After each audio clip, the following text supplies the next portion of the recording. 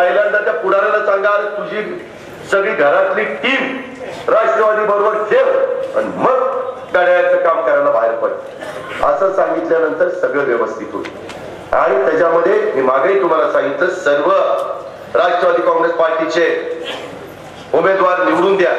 मी तुम्हाला आता जिल्हा परिषदेच्या अध्यक्षाच्या देखत सांगतो सर्वच्या सर्व उमेदवार निवडून द्या। 7 उमेदवार निवडून दिल्यानंतर जिल्हा परिषदेचं अध्यक्षपद मी तुम्हाला त्याच्यामध्ये पण सर्व उमेदवार निवडून दिल्यानंतर शिट्टी मारून उमेदवार निवडून येत नाही, बटन दाबल्यावर उमेदवार पण ज्या वेळेस ज्या गोष्टी मग माग चिरेवाडीच्या धरणासाठी ज्या शेतकऱ्यांची काळी माती विकत घेतली होती त्यांचे रखडलेले पैसे मला सांगितलं, मी लगेचच संबंधितांना सांगितलं, ते आम्ही दिलं, ते आमचं कर्तव्य होतं। आम्ही त्याच्याकरता तुमचं प्रतिनिधित्व करत असतो। आम्ही आज पण विरोधी पक्षामध्ये जरी असलो तरी लोकांचे प्रश्न सोडवण्याच्या करता सतत आमचा पाठपुरावा त्या ठिकाणी चाललेला असतो। माझी तुम्हाला विनंती आहे, जुन्नरवासियांची अनेक नातीगोतीतली लोक आणि घरातली लोक हे पुण्यात आणि पिंपरी चिंचवड मध्ये राहत आहेत। काही काहींना आपण उमेदवार पण दिलेले आहेत। आंबेगाव आणि जुन्नरच्या आदिवासी समाजाचं प्रतिनिधित्व करत असणाऱ्या उमेदवारांना तिथेही आपल्या घड्याळाला मतदान करण्याच्या करता आपण त्यांना फोनवर सांगा किंवा राहिलेला 5-6 दिवसात गेला तर तिथेही त्यांना विनंती करा। ही सगळ्यांची जबाबदारी आहे। त्या पद्धतीनं काम हे झालं पाहिजे आणि कुठल्याही बाबतीत इथनं पुढं सर्वांनी सरळ मार्गी काम केलं पाहिजे। एकदा पक्षाचा निर्णय आला की आला। मागच्या वेळेस आपल्या इथं मार्केट कमिटीच्या निवडणुकीच्या निमित्तानं आता कुणाची युती केली? शिवसेना आणि राष्ट्रवादी। कस काय चालत? इथं मी घसा कोरडा करतोय घड्याळाला आणि तुम्ही धनुष्यबाणाला जवळ घेऊन युती करताय। त्याच्यामध्ये बसून जिल्हा परिषद तालुका पंचायत झाल्यानंतर बदल झालाच पाहिजे। त्यामध्ये मी तुम्हाला आज सांगतो जालिंदर भाऊ, जर बदल नाही झाला तर मी जुन्नर मध्ये राष्ट्रवादीच्या कुठल्याही कार्यक्रमाला येणार नाही, अजिबात चालणार नाही। त्याच्यामध्ये संजय काळे, त्याच्यामध्ये अतुल, त्याच्यामध्ये रघुनाथ, सगळ्यांनी एकत्र बसा, चर्चा करा। चर्चा करून मला येऊन भेटा। काय भांड्याला भांडं लागतं ना, पण भांड्याला भांडं लागल्यानंतर घर फोडायचं असतं काय? घर तोडायचं असतं? घर जोडायचं असतं। आम्ही जोडणारी माणसं आहोत, ही गोष्ट आपण सगळ्यांनी लक्षात घ्या। आणि ते 4 का असतील शिवसेनेचे ते सगळे बाहेर काढा। आपण त्याच्यामध्ये हे मला चालणारच नाही। हे अशा प्रकारचं राजकारण करणारा माणूस आहे आणि काही काळजी करायचं कारण नाही। शेवटी हे सगळं दुरुस्त झालं की उद्याची विधानसभा दुरुस्त होणार आहे। त्याच्यामध्ये आपण सगळ्यांना मी सांगेन ना, त्याच्यामध्ये नंतरच्या काळामध्ये कोणी चुकलं तर मध्ये काहीच चुकलेलं होतं ते दुरुस्त झालं। काय होतं, एक चुकला की दुसरा चुकतोय, दुसरा चुकला की तिसरा चुकतोय, ते चालतच राहते। आणि त्याच्यात खासदार पण आपला होईना, आमदार पण आपला होईना, मागच्या वेळेस पंचायत समिती पण आपली येईना आणि जिल्हा परिषदेमध्ये 2च टाळकी आपली निवडून आली। 8 मध्ये 2, एवढी कमकुवत शक्ती आपली। वल्लभशेठ बेनकेंचं काही इथं योगदान नाही। शेठनी किती कष्ट घेतले, आज देखील तब्येत थोडीशी नरम असली तरी कसं कुठं चाललंय, आदिवासी भागात काय चाललंय, इकडं काय चाललंय, तिकडं काय चाललंय, सतत ध्यास। माझ्या कार्यकर्त्याला ताकद मिळाली पाहिजे, तो उभा राहायला पाहिजे। त्यांनी इतक्या वर्ष मला उभं केलंय, आज त्याला उभं करण्याची गरज आहे, ही त्यांच्या मनामध्ये खतखत आहे आणि त्या पद्धतीनं आपण सगळ्यांनी वागलं पाहिजे।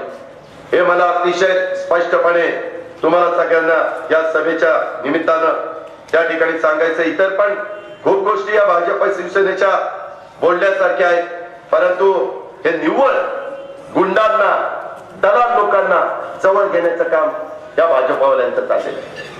शिवसेनेने पण ज्या उमेदवाऱ्या दिल्या त्यांचं जरा रेकॉर्ड बघा। आज आम्ही 21 उमेदवार ज्या जुन्नर तालुक्यातनं दिलेले त्यांचं रेकॉर्ड बघा। कोण ह्याच्यामध्ये खंडणी बहादर आहे, कोण ह्याच्यामध्ये वाळू माफी आहे, कोण ह्याच्यामध्ये कुणाला फसवलेला माणूस आहे, कोण दलाली करणारा माणूस आहे। प्रत्येकाचे आपले आपले व्यवसाय। त्याच्या संदर्भामध्ये माझी एवढीच आपल्याला सगळ्यांना हात जोडून विनंती आहे, मी नम्र विनंती करतो आज तुम्ही मतदार राजा आहात. तुमचा मान सन्मान ठेवणं हे आम्हा लोकांचं उमेदवारी अंदाजाचं कर्तव्य आहे. आणि त्याच्यावर त्या कर्तव्याच्या भावनेत मी तुम्हाला सांगतो की बाबांनो, मागच्या वेळेस तुम्ही जुन्नरकरांनी राष्ट्रवादी काँग्रेस पार्टीला केंद्रात राज्यात सत्ता असताना पण ज्या पद्धतीने साथ द्यायला पाहिजे होती तशा पद्धतीने साथ दिलेली नव्हती.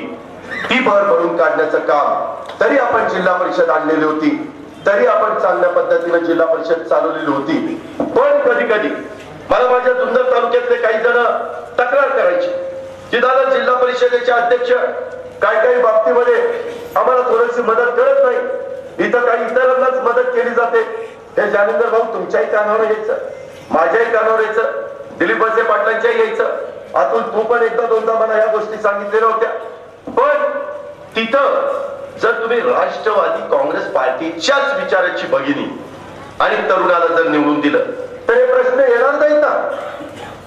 हे प्रश्न मी पण आज महाराष्ट्रात फिरतोय, मला अजून बारामतीमध्ये जायचंय, मला तिथं पण 6 जागा आहेत. शेवटी आपण सगळीकडे फिरत असलो तरी आपलं घर हे मजबूत असावं लागतं. आणि आज मी काही खेडमध्ये, काही माझ्या जुन्नरमध्ये आणि काही ठिकाणी शिरूरमध्ये सभा घेतोय.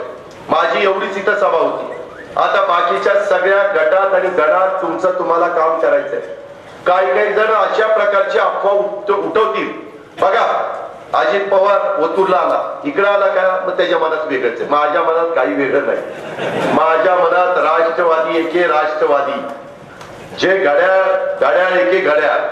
पण कधी कधी काही जण वेगवेगळ्या गैरसमज पसरून समाजामध्ये संभ्रमावस्था निर्माण करण्याचं काम करत असतात. कृपा करून त्यांच्या खोट्या नाट्या प्रचाराला बळी पडण्याचं काम त्या ठिकाणी कोणी करू नये. आणि प्रत्येक मान्यवरांनी, स्टेजवर बसणाऱ्यांनी पण पहिल्यांदा आपली आपली गावं ही व्यवस्थितपणे घड्याळाला कशी मिळतील ते पहा. नाहीतर गाव दुसरीकडं आणि प्रचार चाललाय तालुक्याचा. हे प्रत्येक गावचं मतदान कसं कुणाला झालेलं आहे ते टोटल मारल्यानंतर क्लिअर होणार आहे. त्याच्यामुळं मला दशरथ पवारांना सांगायचंय, अनंतराव तुम्हाला सांगायचंय, संजयराव तुम्हाला सांगायचंय, सगळ्यांनाच मला सांगायचंय की सगळ्यांनी व्यवस्थितपणे राष्ट्रवादी काँग्रेस पार्टीचं माझं काही, मी एवढं स्पष्ट सगळ्या गोष्टी केलेल्या असल्यामुळं आता कुणाला मनामध्ये शंका कुशंका तुषार घेण्याचं कारण नाही. ठीक आहे, तुला थांबावं लागलं असेल, परंतु करू ना आपण नंतर विचार. आहे ना आपला पक्ष मोठा, आहे ना जिल्ह्याच्या स्तरावरच्या संस्था आपल्या ताब्यामध्ये. आपल्याला काही बाहेरनं कुठली लांबची लोक आणायची नाही. त्याच्यामुळं तसं काही तुम्ही मनामध्ये भावना आणू नका. आपल्यातल्या असणाऱ्या नाराजी पोटी नको त्या माणसांचं फावतंय ते त्यामध्ये त्यांचा फायदा होता कामा नये, ही पण गोष्ट या निमित्तानं तुम्ही सगळ्यांनी ध्यानामध्ये घेतली पाहिजे.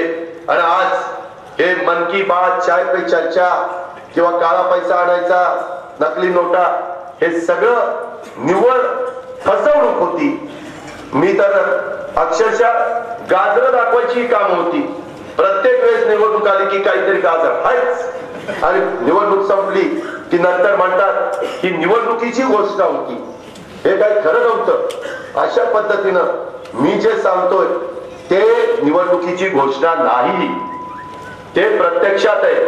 कारण मी पण पुणे जिल्ह्यातलाच आहे, तुम्ही पण पुणे जिल्ह्यातलाच आहात. आणि मला काही फक्त जिल्हा परिषद तालुका पंचायतीच्या निवडणुकीच्या निमित्तानं माझ्या ओतूर आणि पंचक्रोशीतील जमलेल्या मतदारांना मतं मागायला यायचं नाही. मला नंतर पण वेगवेगळ्या प्रकारचे जे प्रसंग येतात, मग संघटना वाढीच्या करता असेल किंवा वेगळ्या इतर काही संस्थांच्या निवडणुकी करता असेल किंवा आणखीन काही इतर कामांच्या करता असेल, त्या निमित्तानं मी येतच राहणार आहे. शेवटी जिल्हा आपला सर्वांचा आहे. पवार साहेबांना मानणारा हा जिल्हा आहे. देशामध्ये पुणे जिल्ह्याची ओळख ही राष्ट्रवादीचा जिल्हा म्हणून त्या ठिकाणी आहे. त्याला कुठल्याही परिस्थितीमध्ये गालबोट लागता कामा नये, अशाच प्रकारची आग्रहाची, नम्रतेची, कळकळीची विनंती करतो. आणि या सर्व अधिकृत उमेदवारांना प्रचंड मताधिक्याने आपण सगळ्यांनी विजयी करावं ही अपेक्षा या निमित्तानं व्यक्त करतो. आणि आमच्या या कार्यक्रमाच्या निमित्तानं एकंदरीतच आमच्या नयनाताई डोके किंवा नेताजी दादा डोके आणि त्या सगळ्यांनी जी चांगली भूमिका घेतली त्याबद्दल त्यांनाही मी मनापासून धन्यवाद देतो.